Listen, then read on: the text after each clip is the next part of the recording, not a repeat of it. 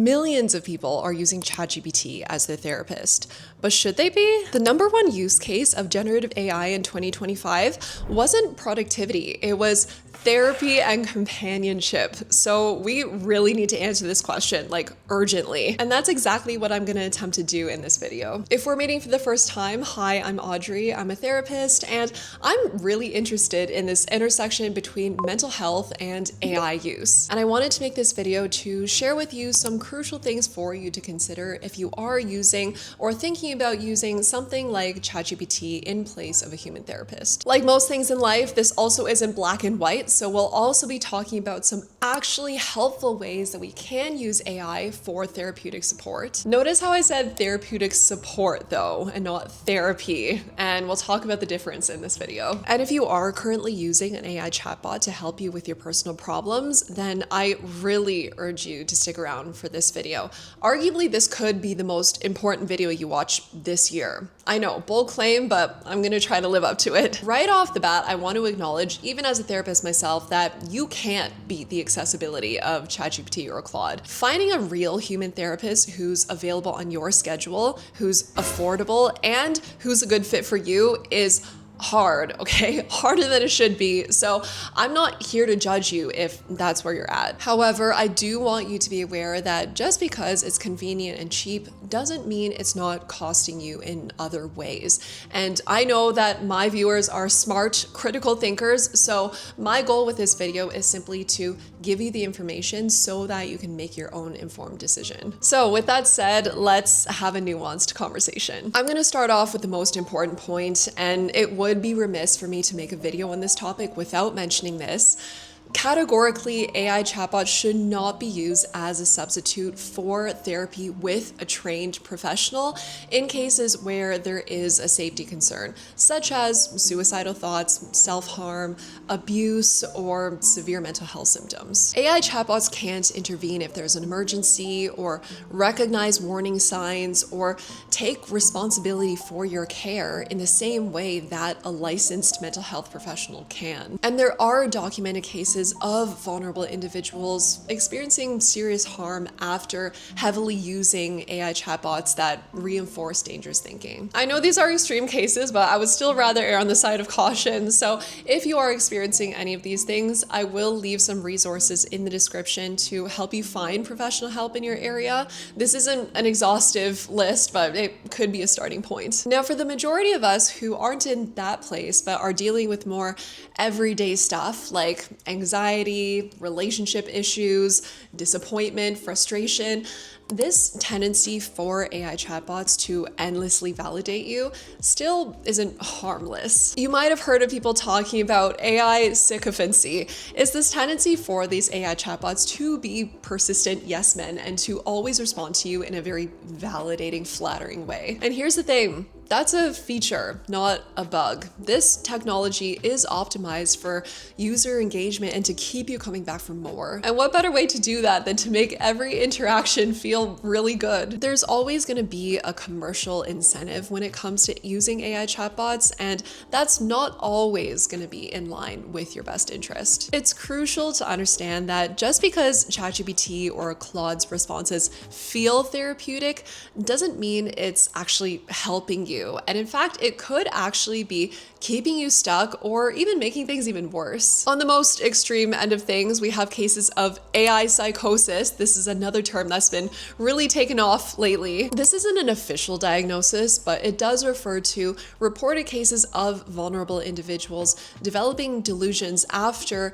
heavily interacting with these AI chatbots that reinforce to delusional thinking. So for example, these would be cases of people falling in love with their AI companion. What a time to be alive, honestly. The thing is though, you don't have to be in a vulnerable place for this to affect you. Even the most psychologically healthy people are gonna have irrational or unhelpful thought patterns every now and then. In the therapy world, we call these cognitive distortions. These are your everyday negative thought patterns that fuel things like anxiety and depression, whether it's on a clinical level or not. I'll pop a list of the most common cognitive distortions on the screen now so you can have a better idea of what they are and also just how common they are. Like if you are currently looking at this list and being like, oh shit, I pretty much do all of these.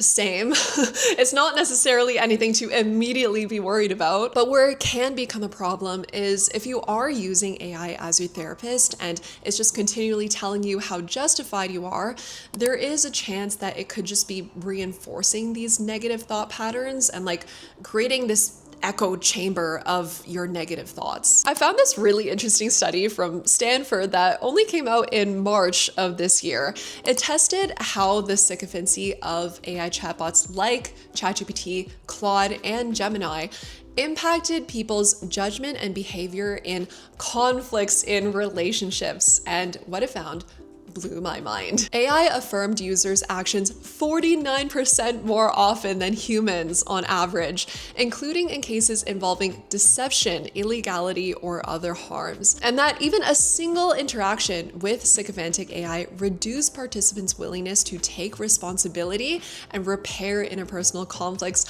while increasing their own conviction that they were right. The researchers then go on to argue that AI sycophancy is a safety concern and it poses a real risk to people's relationships, the way they view themselves, and our overall well-being. I loved the premise of this study because a big part of what I do with the people I work with is help them to navigate conflict with their, partner, family, and friends. And a huge part of that is calling them out and getting them to see when they are putting all the blame on someone else when they're actually equally as responsible, or getting them to see when they're making assumptions about someone that don't actually hold up. Also, speaking as someone who goes to therapy myself, some of the most powerful moments in therapy for me have been the ones where my therapist said something that made me go, wow, how dare you? Where she straight up told me, that's on you. And I really appreciated how upfront she was with me because I needed to hear it like that to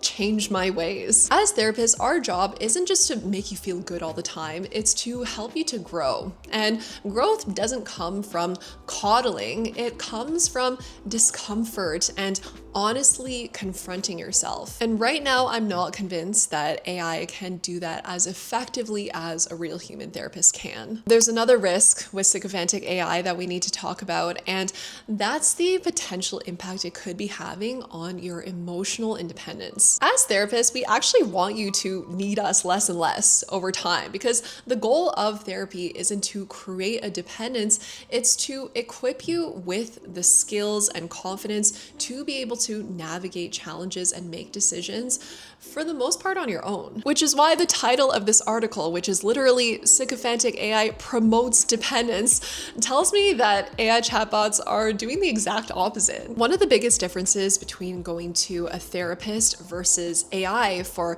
help with a big life decision or an upsetting situation is that therapists aren't here to do the work for you. We're here to help you understand yourself better, develop coping skills, and strengthen your self-trust in your own judgment. AI, on the other hand, is designed to give you immediate answers and immediate validation and reassurance. And while that might feel good, it's important to be aware of how that might be promoting a dependence on it and undermining your growth in the process. And I have thought about, if we get to a point where we feel like we can't make a decision without talking to AI first, what is that doing to our self-trust? Or if every time something upsetting happens, our first instinct is, I need to talk to AI so I can feel better, what is that doing to our ability to regulate our own emotions? Now, I do think that there is a way that we can use AI to strengthen our emotional independence instead of weakening it, and we will talk about how we can do that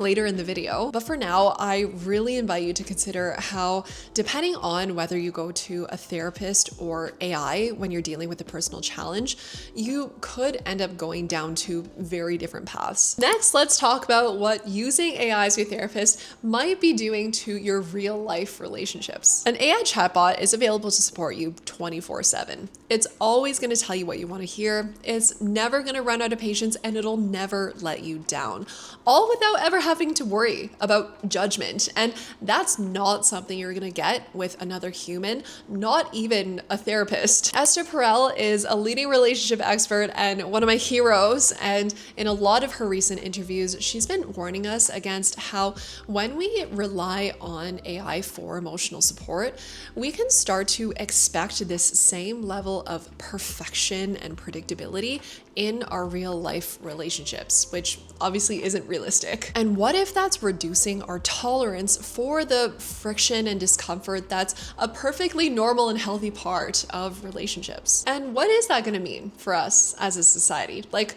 what's going to happen to our social functioning and our relationship skills if we start to prefer confiding in AI instead of a therapist or even a partner or a friend? I feel like it says a lot about human nature that just 2 years ago, the top use case for generative AI was generating ideas, and now it's therapy. Clearly, there's been a shift from people using AI for more technical, concrete things to emotional things. And that made me curious to know, what were chatbots like ChatGPT created for in the first place? And so I asked ChatGPT. And by the way, this is something that AI has completely changed the game for me for over the past few years, is research. But this is what it told me, that large language models such as ChatGPT were built to help with things like answering questions, writing, brainstorming, tutoring, education, coding, research, productivity. It doesn't say anything about therapy, emotional support, or companionship. What I feel like this reveals about human nature is that being seen, heard, and understood are basic needs, and that we tend to go to the fastest and easiest way to get these needs met, regardless of whether that way is actually good for us or not. And I loved how Esther Perel described this phenomenon. Comfort kills. What we might not realize is that this friction that we experience in relationships isn't just an annoyance that we should try to get rid of. It's actually a catalyst to some really foundational growth and healing. One of the most powerful aspects of therapy with a real human is getting to practice navigating through those friction points in a safe space, and then getting to take those new skills into your real life relationships to make them better. There are 2 friction points that I want to highlight here.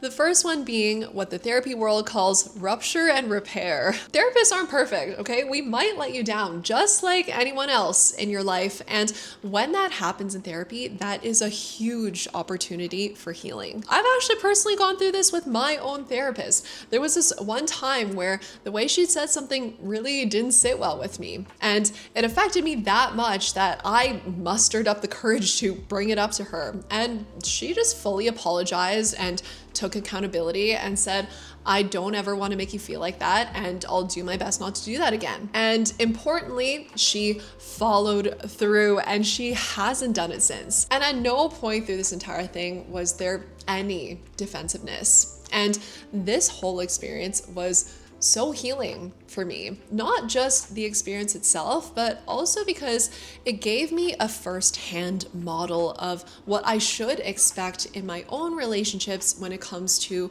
resolving conflict. That it should be safe for me to bring up a concern, and that it should be met with care and action. This is rupture and repair, and it's a perfectly healthy and necessary part of any relationship. It helps us to feel more secure, not just with other people, but also with ourselves. And from my understanding, this isn't an experience that an AI chatbot can fully replicate, which means that when we confide in AI instead of a human therapist, we might be missing out on some really important healing and growth we're not going to get anywhere else. The second friction point we get to practice in therapy is vulnerability. Opening up to someone and letting them see the real you is a must for any meaningful relationship, but it's scary. A fear of vulnerability is at the core of so many relationship issues, from loneliness to social anxiety to insecure attachment styles. And what I fear is that when we rely on AI for emotional support,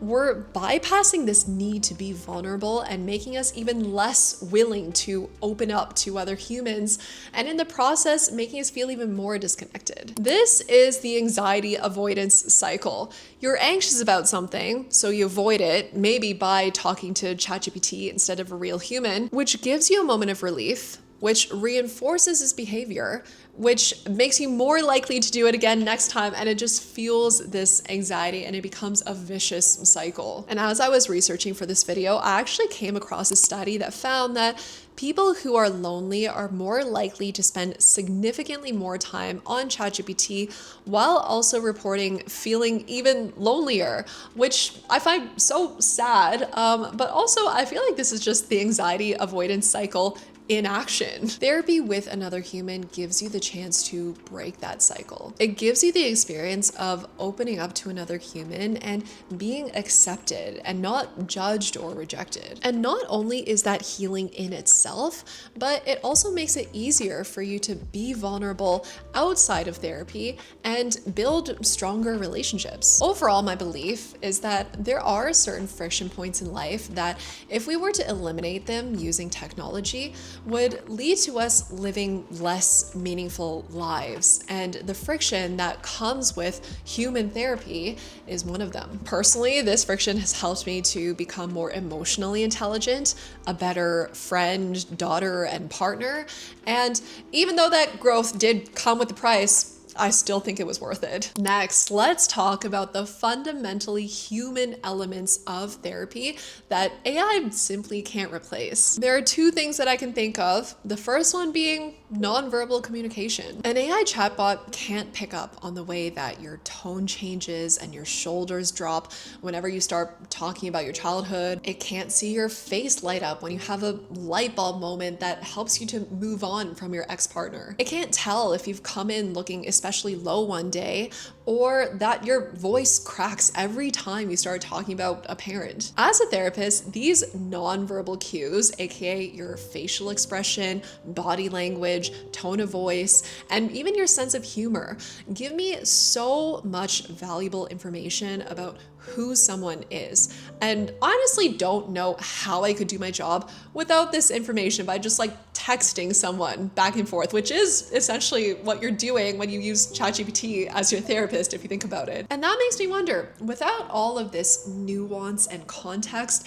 can AI really give you a response that's thorough enough or even appropriate for you? The other thing about nonverbal communication is that it goes both ways. There is something really powerful about being in the presence of someone who is giving you their undivided attention and they're being fully present with you. They're, leaning in and making eye contact with you, and they're listening intently to what you have to say. It makes you feel like what you have to say matters, and that is also healing in itself. I also communicate a lot with my facial expressions in sessions. Like, for example, if someone were to say something like, "I'm gonna be alone forever," I might be like, Or if they start repeating a pattern that we've already talked about, like being judgmental about a first date, I might be like, and this is actually really effective at challenging people while at the same time building rapport. And that leads us nicely into the second fundamentally human element of therapy that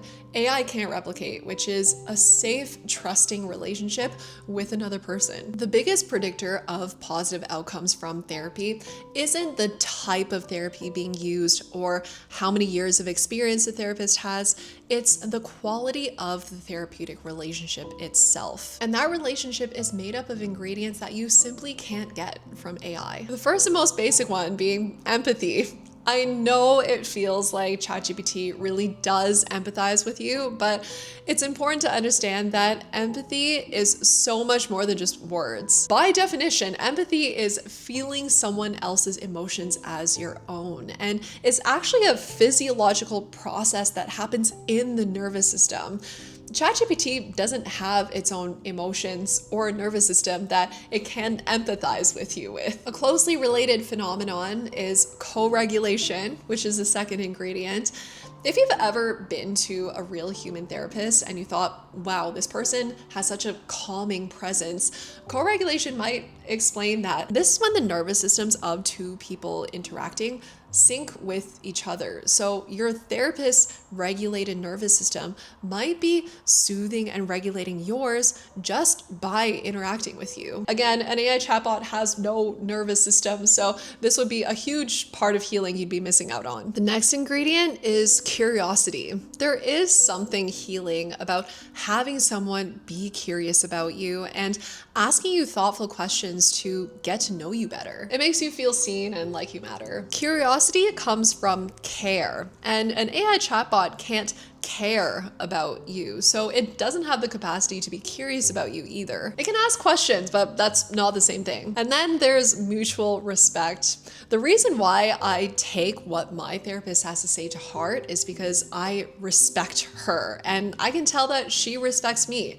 I can't really say that I respect AI. Like, that sentence doesn't really make sense to me. And I know for sure AI doesn't respect me or any of us because it doesn't have the capacity for respect. And without that foundation of mutual respect, true healing can't happen. And the next ingredient is self-disclosure. This is where a therapist might share their own personal experience with a client because it's relevant to whatever the client is going through. And the whole point is to help them to feel less alone and more understood. I've done this with the people I work with, and I've been told that it's helped. And I also appreciate when my therapist shares her personal experiences with me because it makes me feel like she really gets it. An AI chatbot hasn't lived a life. It's never experienced self-doubt or loss or had its own relationship issues. And because of that, it can't ever give you that feeling of being truly understood by someone who has gone through something similar. And if all of this wasn't enough already, there are still some risks that we need to talk about. The first one being the potential for these chatbots to just give you outright false information. There are political implications, particularly with OpenAI. There are privacy concerns, like, are you really okay with companies like OpenAI knowing all of your personal business? And crucially, AI chatbots aren't regulated or bound by an ethical code like licensed professionals are, which not only matters for the care that you get, but also for your protection. So with all of this on the table, as it stands right now, am I worried about losing my job to AI? No. As far as I can tell, AI chatbots are not a substitute for therapy provided by a trained mental health professional. Not only do they not have the same capacity for providing the same results in terms of growth and healing, but there are also real risks. And there seems to be an agreement on this, not just amongst mental health professionals, but also experts in the AI and tech space. Bottom line, humans will always need other humans. And if you are struggling in any way, it is so important that you reach out to a licensed mental health provider. That is still going to be the best way to make sure that you are in good hands. Now, with all of this being said, I also don't think that being staunchly anti-AI is the answer either. AI isn't going anywhere, and the potential benefits that it could have for our mental health are definitely there. We just need to learn how to use it in the right way so that we get the benefits while minimizing risks. How do we do that? Well, the consensus amongst the experts right now is that AI is best used as a complement to therapy with a real human, not a replacement for it. And in this next part of the video, I want to give you some practical ways that you can do that. The first is using AI to help you apply the skills that you learned in therapy to your real life. For example, one of the skills that I talk about all the time with the people I work with is I statements for, helping to resolve conflict in a non-confrontational way. And I think it'd be really smart to use AI to help you to frame your thoughts and feelings into an I statement so that you can express yourself better. The next one is using AI to help you go deeper into the insights that you gain from therapy. For example, let's say you're going through a breakup and through therapy, you realize that this mix of sadness and anger that you're experiencing experiencing is actually a grief response. You could use AI to give you some journaling prompts to help you to process that grief. Next, you can actually use AI to help you make big life decisions, but there just needs to be some important boundaries. If you brought a big life decision to a therapist, like whether to quit your job or end your relationship, a therapist isn't going to tell you what to do. They'll help you to get in touch with your values and your gut instinct so that you can come up with your own answer. But if you are going to use AI to support you to make that decision, it should be used with that same intention. So for example, you could ask it to help you to clarify what your values are or what your gut instinct seems to be saying. But it can't make the decision for you because you can't outsource your values or gut instinct to AI, and you wouldn't want to. And the last one I wanted to share, I actually had someone tell me that they use AI to help them figure out what they should talk about in their therapy session that week, and I thought that was really smart. I thought it'd be interesting to actually ask Claude live right now as I'm filming how I can use it to help me to supplement my ongoing therapy with my real human therapist. So let's see what it has to say. Okay, we are in incognito mode because we like to practice good digital privacy hygiene over here. Can you give me some suggestions on how I can use you to supplement my ongoing therapy with my therapist? Okay, so here's what it came up with. Between sessions, processing and reflecting. After a session, talk through what came up, what resonated, or what felt confusing. Writing out your thoughts with me can help you integrate insights before the next session. Okay, I like it. Prepare for sessions. Bring up something you want to discuss with your therapist but aren't sure how to articulate. I can help you find the words or organize your thoughts. I like that one. Tracking patterns. Okay. Skill practice. Okay, CBT tools. DBD tools, journaling prompts. Okay, there we go. Psychoeducation, learning about your diagnosis or treatment. I can help explain concepts your therapist introduces like attachment styles, the window of tolerance, parts work, etc. in more depth. I really like that one. Admittedly, a lot of the terms that we use in therapy are really weird and abstract, and it's not immediately obvious what they are. Like today, we talked about cognitive distortions. I do try to catch if I'm using therapy speak with someone I work with so that I can explain what I actually mean, but I'm sure I don't do a perfect job of this. So if your therapist drops some word that you are like, what are they talking about? I think this would be a really great use of Claude or ChatGPT. Explore approaches. Okay, I'm a fan of that one. Like there are so many modalities of therapy and it can get confusing and it's not immediately obvious which one might be the best for you. So if you want to use something like Claude to help you to get a better understanding of what each modality entails, I'm a fan. Communication support. Ooh, draft hard conversations. If you need to tell your therapist something vulnerable or give them feedback, I can help you find the words. Honestly, if someone I worked with used AI to help them to give me feedback, I would commend them. Look at this. Okay, a few honest caveats to keep in mind. I'm not a therapist and can't replace the clinical judgment, relationship, and continuity your therapist provides. For anything that feels like a crisis, your therapist or crisis line is the right resource, not me. It's worth letting your therapist know you're using me this way so they can guide you on how it fits into your treatment. Some therapists have strong opinions on it and their input matters. I feel like Claude was just listening this whole time as I was filming. I feel so validated right now. Clearly, there are lots of ways that you can use AI to augment your already ongoing therapy with a real human. So this might be something you want to play around with. And on a bigger scale, I'm actually super curious to know if or how AI can be used to address some of the systemic issues in our mental health care system. Because honestly, I wouldn't be surprised if part of the reason why therapy has become the top use case of AI is because real therapy is inaccessible to so many people. What would that look like?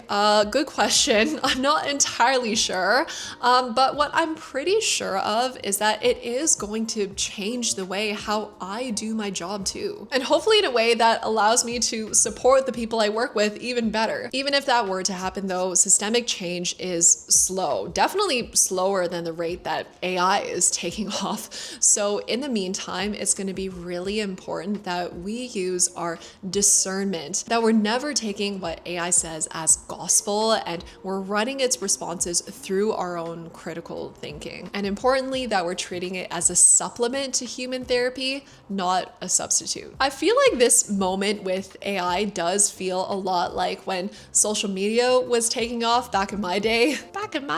Anyway, all of my fellow millennials know that there was this like 5-ish year lag before all this research started coming out about all the ways that social media is actually really bad for our mental health. I feel like something similar is going to happen with AI in the next couple of years. It's already starting to happen, but I think the awareness is only going to start to grow about the ways that AI can impact things like loneliness, relationship satisfaction, and just our overall well-being. In the meantime, though, I hope this video has helped to contribute to that awareness in some way. And this is a video where I really want to keep a conversation going. So please leave me a comment of any thoughts you might have on this topic of AI and therapy and mental health. Feel free to debate me if you want. Like, I'm always learning and I'm well aware that I might change my mind. So, let's figure this out together. As always, thank you for watching. I appreciate you and I will see you next time. Bye.